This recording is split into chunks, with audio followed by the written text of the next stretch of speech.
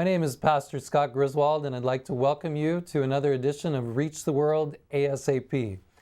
Just a few weeks ago, I was in Thailand to meet up with the workers that ASAP Ministries sponsors. We get together with them once a year to give further training and to hear what God has been doing in their ministry. And that way we can share their stories with you through podcasts like this and newsletters. We sponsor about 14 workers there in Thailand. It was Sunday night, and I was in the guest room at the Thailand Adventist Mission, getting my talks ready for the meetings, and I was pretty tired.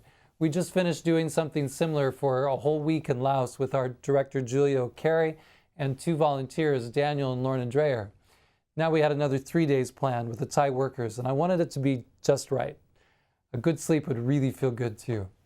But I got a call from my friend Roger, who I've known since 2nd grade. He's been serving in Thailand for quite a while, and I really wanted to see him. It looked like my only chance, so I got up and I headed out. We talked about a lot of things, how God has been leading him through some very tough valleys, and how recently God has moved powerfully in his life. It was very exciting for me to hear. And then he asked about my week and what I was doing in Thailand. I told him, we're having some meetings. When I said it, it suddenly sounded very boring. I've been to so many meetings in my life. I've sat in them, I've taught in them. Sometimes you wonder, what really gets done in all those meetings? It seems like the time would be spent better out feeding the poor or talking with someone who needs to know God. Too often workers just sit through seminars, go right back to doing things the same old way without any great change. And so I shared with Roger, I didn't want it to be that way this week. And then he said something really profound. Instead of more meetings, don't you really want a meeting with God? And that was exactly it. I knew that these workers were up against very difficult challenges. They're on the front lines trying to share the gospel with Buddhists and people who live under the power of evil spirits. They face challenges in their own communities and families from those who don't believe. Nothing I could say, nothing I could teach them would be adequate to give them what they need. Only a supernatural encounter, a real meeting with God would be the answer. So we prayed for it, and I went back to the room excited. God was going to do something. He was going to join us and give us just what they needed. But the next day, my teaching felt flat. The whole group was sleepy. Many had traveled all night to get there, and they were fading. In general, the day felt disjointed and uneventful. I was disappointed. Now I was tired too. I knew we should have a prayer meeting in the evening, but I didn't really want to. I invited them to come at 7 anyway, but made it optional. And one showed up. Then another, and slowly over the next 45 minutes, they all trickled in. I asked them to share prayer requests, and they did, and we prayed for each of them. It was a nice enough time, but nothing super special. What was I expecting? I was hoping to produce a meeting with God. What does that look like? How do you make something like that happen? The next day, the teaching flowed better, and they were more awake. In the afternoon, I asked in passing, do you want to meet for a prayer meeting again tonight, or just rest? I expected they'd like some free time. Instead, they said, we want prayer meeting. They were unanimous. And that night, everyone was on time. I suggested they share a short testimony, maybe 2 or 3 minutes max, so everybody could talk, and then we'd go into the United Prayer, which was a format that they'd come to love and use. Well, the first lady complied. It was short and sweet. And the second lady, she went on for 15 minutes. But it was real. Her joys, her struggles, God's goodness to her through it all was just coming out. I looked around and I saw all the workers were just soaking it up. Okay, forget the 2 to 3 minutes. Just share as God leads you. And so they did, beautifully. The next workers shared how God had helped him through 6 serious illnesses. His health was still frail, but he was pressing on, thankful for each day of life.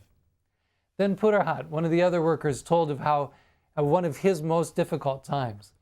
His wife was really, really sick. She was about to deliver a baby, and her stomach was hard like a rock. They were long, long ways from their home and from her mother, and they were at a strange hospital.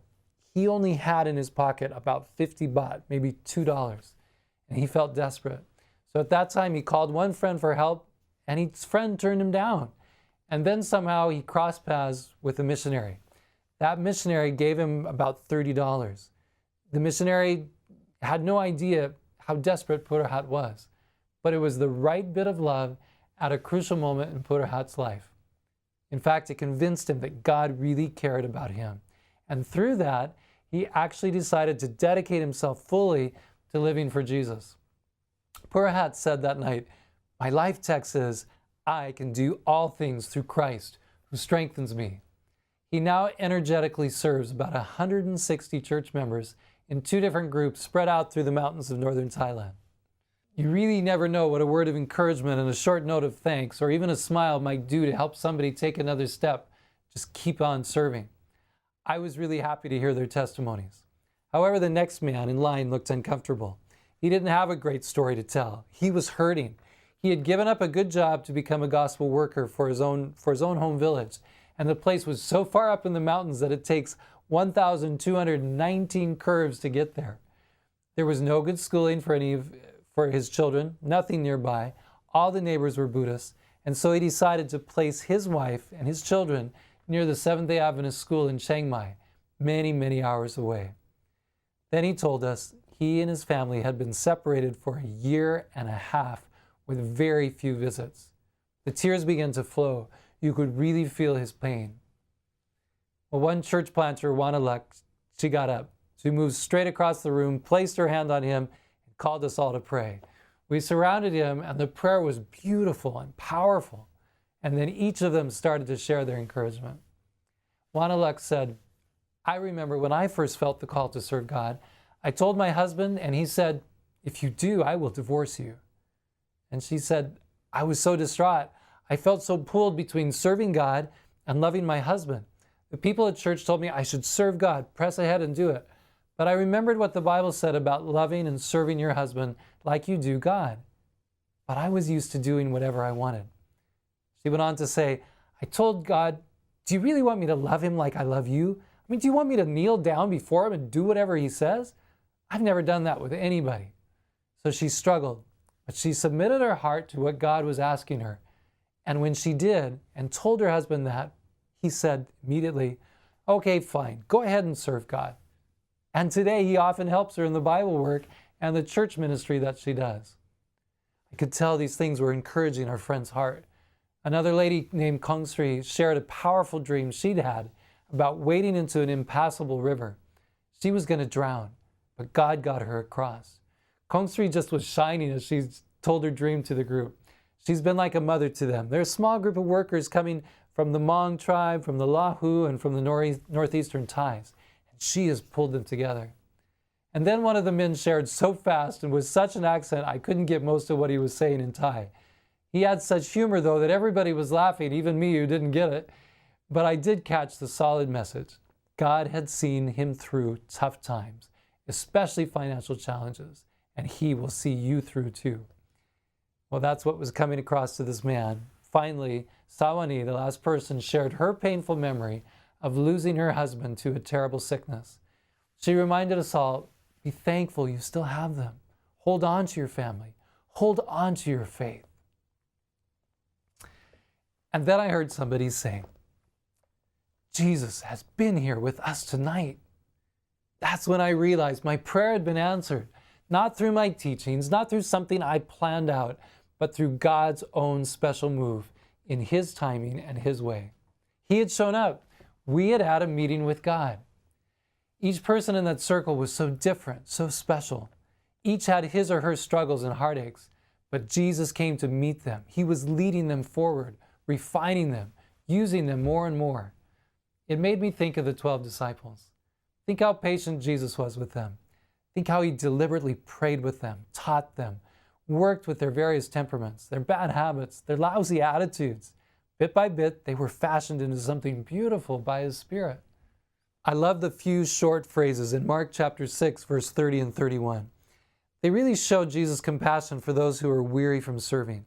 It happened right after John the Baptist was beheaded. Surely the disciples were really struggling with their faith about then. It also says, then the apostles gathered to Jesus and told him all things, both what they had done and what they had taught. The part I especially like is this. And he said to them, come aside by yourselves to a deserted place and rest a while. Jesus himself was so busy. He cared for people all day long and often prayed into the night. But he saw the disciples that they were tired and he wanted to see them refreshed.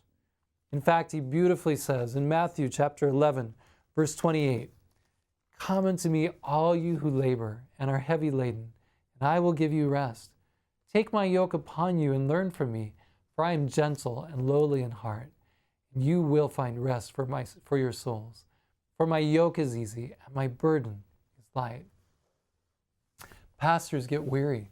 Elders and deaconesses, they get tired out. Social workers, they really sometimes can burn out. And parents wonder themselves where they went wrong, trying to help their kids. They get tired. It's tough helping people.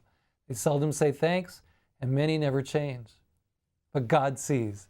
He promises that He will reward you even if all you do is give a cold cup of water in His name. He sees your sacrifice and wants you to know it matters to Him. Maybe this week you'll have a chance to thank some leader, some special servant of God for the kindness they've shown to you or others. Why not pull out some paper or a card and write a note of thanks? You could text or email a note, but somehow I think something in their hands might make a greater impact. You know, I'm so proud of those workers in Thailand. They're just ordinary people like you and me, but since they've let our incredible God work through their lives, they're super extraordinary to me. I'm so glad to be privileged to invite people to send their money to ASAP Ministries to sponsor these national missionaries. It takes $160 a month to cover one of their stipends. You can sign up to do it yourself. Let it come out automatically each month out of your credit card, just like an electric bill, but it will do something more than just keep the lights on. You can partner with a friend or maybe your Sabbath school class to sponsor a missionary. And after you commit, we'll send you a profile of what the worker does and where he or she lives. Pretty exciting, isn't it? I really believe God is going to finish His work of reaching the whole world in our generation. Join me to pray for these national missionaries, to support them too. Join me in seeking wherever we go for a supernatural encounter, a meeting with God for us and for those we meet. Together, let's reach the world ASAP.